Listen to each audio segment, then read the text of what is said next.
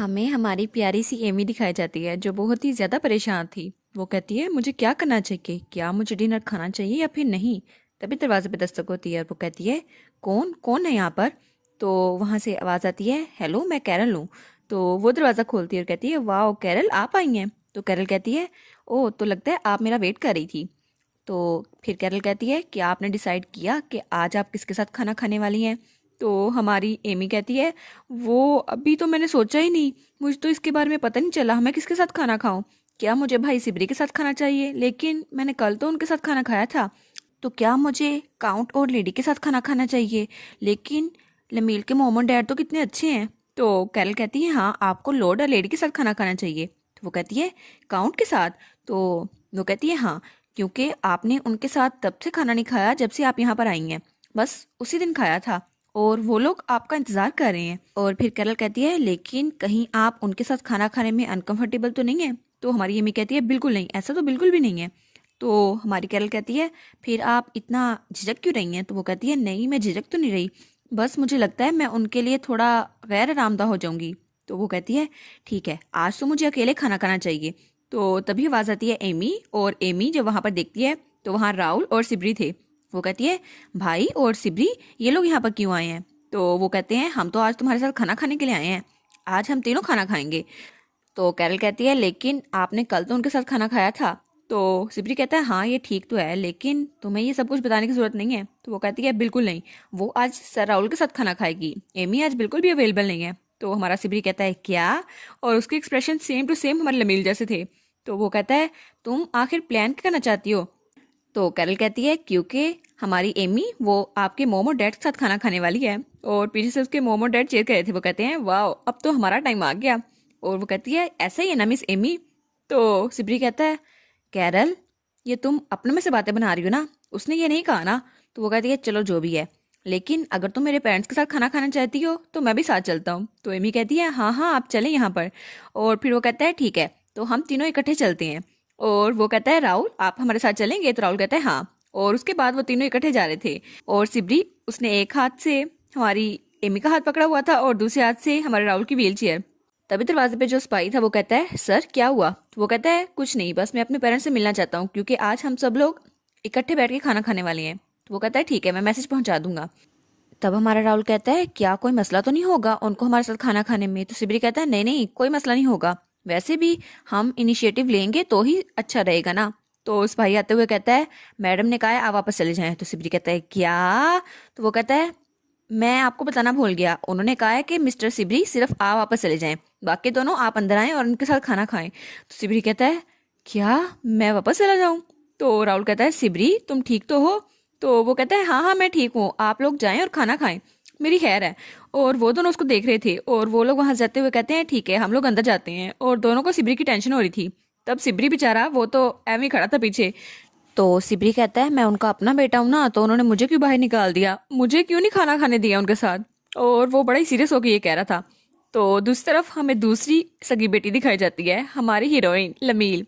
और वो बहुत ही ज़्यादा खुश थी और कैरल के पास आती है। वो कहती है कैरल मुझे थोड़ी हेल्प चाहिए। तो कैरल कहती है मिस आप भूल तो नहीं गई, वाई काउंट ओम वो यहाँ बहुत दिनों से आए हुए हैं, आप उनसे मिली नहीं। तो हमारी लमील कहती है क्या वो भी आए हुए हैं। तो कैरल कहती है लगता है आपको भूल गया, वो कल रात से यहाँ आए हुए हैं लेकिन आपने उनको वेलकम तक नहीं किया और तब से वो अकेले हैं, तो अब आप क्या करने वाली हैं। तब लमील कहती है अच्छा छोड़ो इस बात को, मैं उनसे जाके मिल के आती हूँ। तो कैरल कहती है नहीं ये बात नहीं है। तो लमील कहती है अच्छा तो फिर क्या तुम मुझे वहां ले जाओगी। तो कैरल कहती है अच्छा ठीक है ले जाती हूँ। तो सीन चेंज होता है और हमें गेस्ट रूम का सीन दिखाया जाता है जहाँ बहुत ही ज्यादा बुक्स पड़ी थी। तो वो कहती है मुझे माफ कीजिएगा मैं बहुत ज़्यादा देर से आई क्योंकि मैं बहुत ज़्यादा डिस्ट्रैक्ट हो गई थी। तो वाईकाउंट ओम कहता है नहीं नहीं कोई बात नहीं, वैसे भी यहाँ बहुत ज़्यादा अच्छी चीज़ें हैं, तो इतनी अच्छी जगह पर वक्त गुजार के मुझे अच्छा लगा। तो तब हमारी हीरोइन कहती है ओ अच्छा तो ये बात है। तो वो एक तरफ देखती है जहाँ बहुत ज़्यादा डॉक्यूमेंट्स पड़े थे। तो हमारी हीरोइन कहती है ये तो वाईकाउंट ओम कहता है हाँ मैंने वो सारी चीज़ें इकट्ठी कर ली जो रिसर्च के लिए चाहिए थी, लेकिन मुझे नहीं पता था यहाँ सारी इतनी सारी चीज़ें मिल जाएंगी। वैसे भी यहाँ 20 पीपल भी हैं तो उनकी वजह से भी मुझे रिसर्च के लिए काफ़ी ज़्यादा चीज़ें मिली हैं, तो नेबरिंग कंट्रीज़ ये तो बहुत ही ज़्यादा फ़ायदेमंद रहेंगी। लेकिन मुझे एक मैजिक स्टोन चाहिए होगा, उसके बगैर ये सब कुछ इतना आसान नहीं था, मुझे नहीं पता था मैजिक स्टोन कहाँ मिलेंगे। तो हमारी हिरन कहती है क्या मैजिक स्टोन। तो वो कहता है हाँ, जब तक मेरे पास मैजिक स्टोन रहेंगे रिसर्च वो तो अच्छी चलती रहेगी। तो हमारी हीरोइन कहती है क्या आपको मैजिक स्टोन चाहिए? तो वाइकाउंट ओम कहता है हाँ, राहुल की रिकवरी के लिए और उसके सेहतमंद होने के लिए मुझे मैजिक स्टोन चाहिए, और ये मेरी सिर्फ हाइपोथेसिस है, लेकिन अगर मैजिक स्टोन वो सही हुए और राहुल उसकी वजह से दोबारा चल पाया ये तो बहुत ज़रा अच्छा रहेगा। तो हमारी हीरोइन कहती है ओ आप तो बहुत ज़रा कॉन्फिडेंट है ना, तो फिर आप जितने चाहें मैजिक स्टोन ले सकते हैं। और वाइकाउंट ओम कहता है हाँ, लेकिन मैंने मेंशन किया था एम्पायर में ये इतनी आसानी से नहीं मिलते थे, तो पता नहीं यहाँ पे मिलेंगे या नहीं।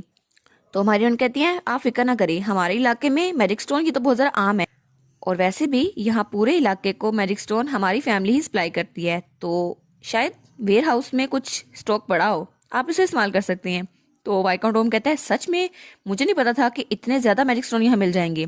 एम्पायर में मैजिक स्टोन ढूंढना तो ऐसे ही था जैसे आसमान से तारे पकड़ के लाना। तो हमारी हीरोइन कहती है क्या सच में? तो वो कहता है हाँ चलो ये तो अच्छा हुआ, अब कम से कम कीमत में तो मुझे मिलेंगे। तो हमारी हीरोइन कहती है क्या मैजिक स्टोन इतने ज़्यादा डिमांड में थे? मुझे पता क्यों नहीं था, शायद ये कोई नया ट्रेंड है। तो वाइकाउंट ओम कहता है थैंक यू, अगर आप ना होती तो मुझे बहुत ज़्यादा पैसे खर्च करने पड़ते। तो हमारी हीरोइन वहाँ कुछ रखते हुए कहती है ठीक है, तो आप अपने पैसे ना खर्च कीजिएगा, आप इसे यूज़ कीजिएगा। और उसके सामने एक रिंग पड़ी हुई थी जिसपे कोई मार्क था। तो वाइकाउंट कहता है क्या ये क्या है? तो हमारी हीरोइन कहती है क्या आपने कहा नहीं था आपको अपनी लैब फिल करनी है तो आपको इंग्रेडिएंट्स चाहिए होंगे? तो वाइकाउंट ओम कहता है हाँ ये तो ठीक है। तो हमारी हीरोइन कहती है तो ये रिंग मैं आपको दे रही हूँ क्योंकि ये एक क्लाउड फैमिली की सील रिंग है, और अगर आप इसको इस्तेमाल करेंगे तो आपको हर चीज़ फ्री में मिल जाएगी, और आप बस हमारा नाम ले सकते हैं। और वाइकाउंट ओम कहता है क्या सच में? ये तो बहुत ज़्यादा अच्छी बात है। और फिर वो आगे झुक के कहता है थैंक यू सो मच इस सब के लिए। तो हमारी हीरोइन कहती है कोई बात नहीं, आप राहुल के लिए सब कुछ कर रहे हैं ना, तो ये नेचुरल ही है, वैसे भी मैं उसके लिए बहुत सारा कुछ कर सकती हूँ। तो वो एक डॉक्यूमेंट निकालते हुए कहता है लिडिल अमील, अगर हम इस मौजू पे आए गए हैं तो मैं आपको कुछ दिखाना चाहता हूँ। और वो डॉक्यूमेंट उसके सामने करता है। तो हमारी हीरोइन कहती है ये डॉक्यूमेंट क्या है? तो वाइकाउंट ओम कहता है अब जबकि आप और लॉर्ड राहुल वो कपल बन चुके हैं तो आपको इस बारे में पता होना चाहिए। तो हमारी हीरोइन कहती है लेकिन ये तो रिसर्च डेटा है, मुझे नहीं पता मुझे क्यों देखना चाहिए। लेकिन जब वो खोलती है तो उसमें राहुल का सारा डेटा था, राहुल आनंद उसका मेडिकल रिकॉर्ड, और वहाँ लिखा था डे 1 जब ओरा डिसअपेयर हुआ और उसकी लेग्स पैरालाइज हो गई, और फिर डे 3 जब पेशेंट उसको पेन बहुत ज़्यादा होने लग गई लेकिन वो पेन बिल्कुल ख़त्म हो गई, और उसके बाद डे 7 पर उसने खाना पीना बिल्कुल बंद कर दिया और उसकी स्ट्रेंथ वो तो बिल्कुल गायब हो गई, और उसने तब तक अपने आप को बिल्कुल ही लाचार समझ लिया था। तब हमारी हीरोइन सोचती है ओरिजिनल नावल में तो ऐसे ही सब कुछ हुआ था, लेकिन यहाँ पे ये सब कुछ देखना कितना अजीब लग रहा है। और तब वहाँ पे कुछ लिखा था। तो हमारी हीरोइन कहती है क्या क्या सच में ऐसा कुछ हो सकता है? और ये तो बहुत ज़रा फिक्रमंदी की बात है। और उसमें लिखा था जिस दिन पेशेंट से पूछा गया उससे क्या हुआ जिस दिन इंसिडेंट हुआ था तो उसे कुछ भी याद नहीं था। तो हमारी उन कहती है क्या उसे कुछ भी याद नहीं था? तो इसका मतलब है उसकी मेमोरीज वो गायब हो गई थी। तो वो वाइकाउंट ओम से भी यही पूछती है। तो वो कहता है हाँ, उसे कुछ भी याद नहीं कि ये सब कुछ हुआ कैसे था, और उसकी मेमोरीज ऐसा लगता है वो बिल्कुल गायब हो चुकी हैं। तो हमारी उन सोचती है ये कैसे हुआ? और बैरन डलास पे कातलाना हमला और वाइकाउंट ओम पे कातलाना हमला, ये सब कुछ ये किसी का प्लान हो सकता है, लेकिन वो ब्लैक हुड्स ये सब और राहुल की मेमोरी लॉस ये सब कुछ इतना आसान लगता नहीं जितना है। लेकिन ओरिजिनल नावल में तो ऐसा कुछ भी नहीं था, उसमें तो इसके बारे में कुछ एक्सप्लेन ही नहीं किया हुआ था। क्या सच में ओरिजिनल नावल ऐसा ही था, लेकिन उसकी स्टोरी और उसका ऑथर इतना शेडी क्यों है? या फिर वो नहीं चाहता कि प्लॉट रिवील हो? लेकिन आखिर इस सबका मतलब क्या है? और क्राउड पेंशन वो तो कभी नावल में था ही नहीं, और मैं तो इस स्टोरी में एग्जिस्ट ही नहीं करती, लेकिन मैंने खुद को एफर्ट किया ताकि उसके डार्क एंडिंग को हैप्पी एंडिंग में बदल सकूं। लेकिन क्या होता अगर मैं वहां ना जाती और मुझे अपनी पुरानी लाइफ याद ही ना आती? तब क्या होता अगर राहुल को मैं प्रपोज ही ना करती? और तब अगर ओरिजिनल वर्क की तरह ये सारी स्टोरी चलती तो राहुल इस वक्त कैसा होता? और फिर सीन चेंज होता है और हमें हमारी लमील दिखाई जाती है जो स्माइल करते हुए कहती है राहुल की मैं अंदर आ सकती हूँ? और राहुल उसके सामने बहुत सारे डॉक्यूमेंट्स पड़े थे, वो कहता है हाँ आप अंदर आ सकती हैं।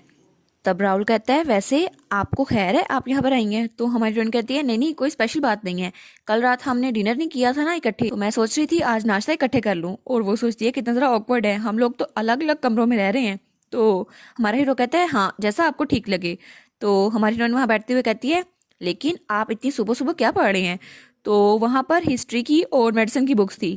तो हमारी फ्रेंड कहती है क्या ये चीज़ें तो मैंने कभी नहीं देखी, और आप इतनी मुश्किल किताबें क्यों पढ़ रहे हैं? और ड्रीम पेयर्सर ये कितनी ज़्यादा एंशियंट बुक है। तो हमारा हीरो कहता है हाँ ये एंशियंट लैंग्वेज की स्क्रिप्ट बुक है।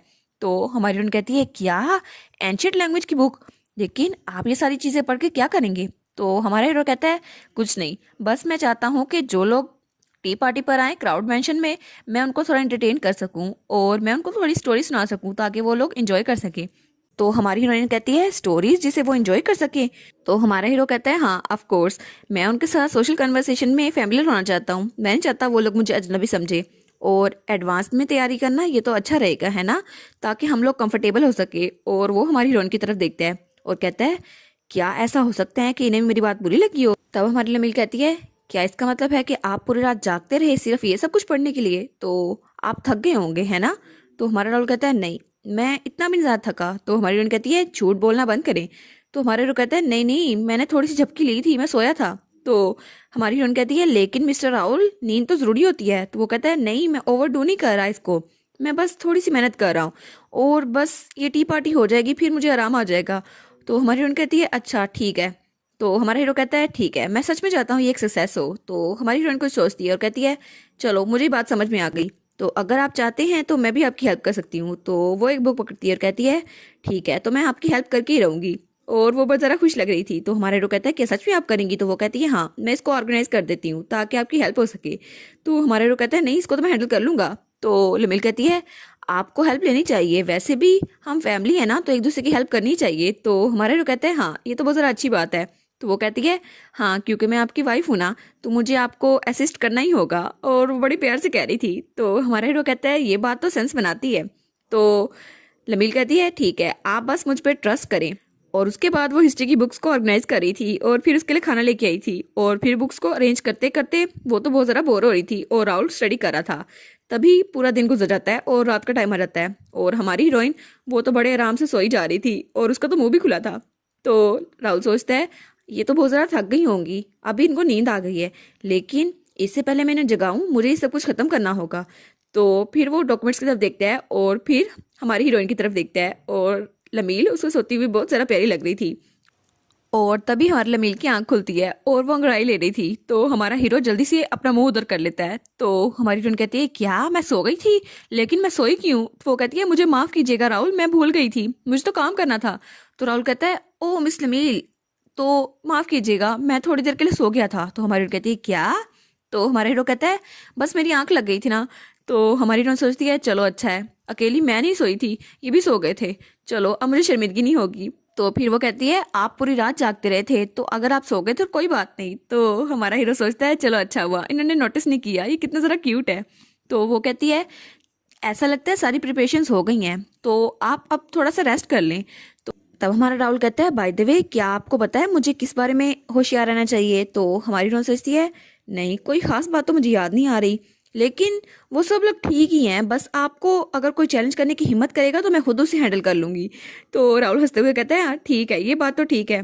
और उसी वक्त हमें एक और सीन दिखाया जाता है एक बग्घी का, जहाँ कोई आदमी आ रहा था और बग्घी में बैठा वो बहुत गहरी सोच में था। वो सोचता है आखिर मैं कितने अरसे बाद क्लाउड मैंशन जा रहा हूँ, क्या सब कुछ वैसा ही होगा जैसे मैंने सोचा था, और क्या वो भी वैसे ही होगी। ओहो अब ये कौन आ गया, सेकंड मेल लीड या कोई विलन। हाय सेकंड मेल लीड ना हो हमारा राहुल और हमारे लमील, बस इनकी जोड़ी इतनी अच्छी तो जा रही है, अब ये कोई सेकंड मेल लीड वाला पंगा ना डल जाए यहाँ पर। और इसी के साथ ये वाला पार्ट यहाँ पर ख़त्म। तो आप लोग बताइएगा आपको ये पार्ट कैसा लगा। प्लीज़ लाइक करिएगा, कमेंट करिएगा और शेयर करिएगा। और जो न्यू व्यूवर्स हैं काइंडली वो चैनल को सब्सक्राइब कर दें। और पिछली वीडियोस का लिंक आपकी स्क्रीन पर नज़र आ रहा होगा, तो काइंडली उनको भी चेकआउट कर लें। Thank you so much.